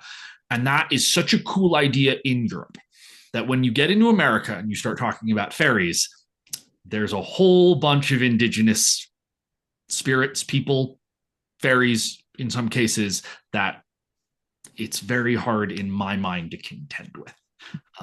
That I don't know those stories and I won't play with them. Mm-hmm. But I do love a story of immigrant fairies. I have a version of Snow White that is about an immigrant fairy in Colorado we have called Tommyknockers, which are a Cornish mining fairy. And Cornish miners did a lot of the hard rock silver mining in Colorado. And the legend is in Colorado. They brought their fairies with them. And that is part of the stories. The fairies came over on the boats. And so we have an immigrant fairy. And Pam, I would love to chat with you actually about, I love the idea of immigrant fairies. Of that is a really interesting weaving. I went to college in Northeast Iowa, and there's a lot of trolls there. Oh, anybody else before we wrap it up here? I almost did a story. I'm glad I didn't, because it wouldn't have worked very well. But I was working. I wanted to do a story that was like a fairy tale, but it was about an internet troll. I mean, and I was gonna use all like cookies and spam, and I had all of these like play on words, and I was gonna try to create, and both because in the midst of, as Cooper said, we're traveling full time as a family, and so trying to craft something from scratch. And I was like, man, I don't know that it'll fit, but it is something I do want to tuck away and try to create, like a tall tale, fairy tale sort of story that is and has an internet troll as like the villain, but uses all kinds of like play and puns. Anyway, so I do have this like kernel of an idea. I just didn't have time to like really put it together. If you put that together, Mo, let us know. Okay. I'd love to have that. And Janine, I see your head. Okay, good. I couldn't figure out how to raise my hand by, pushing a button. So I was just, and I think many of you touched on it tonight, but it strikes me that trolls are very natural and universal representation of the kind of shadow side, if you will, from Jungian psychology, the things we don't recognize in ourselves, the things we don't want to see, the things that are not acceptable, the things that are, and in Jungian psychology, if you go further, there's often a gift in that there's something really great in that personality. There's a gift. And I would love to hear stories that explored that, allowing the shadow to speak and have their say, and finding that there's actually a treasure in that, what they have to say, or, in that personality. So thank you. You're welcome. Thank you. I too, I enjoy those. As I said, it is interesting. For this show, we invite tellers and we get wildly interesting stories, and we don't overly curate the stories that we get. And so sometimes there's really interesting themes that align, and sometimes we're in different places. But I love those stories. Often those are often much longer stories. And for this show specifically, we try to keep to sort of 15 minutes, plus or minus 5. But those I love a truly epic deep dive story. I truly love those. All right, friends. Thank you all so much for sticking with us afterwards. And thank you all so much for being here. Again, we can't do this without you. Otherwise, we're just friends telling stories to each other, which is great. But people from literally all over the world, thank you so much for joining us.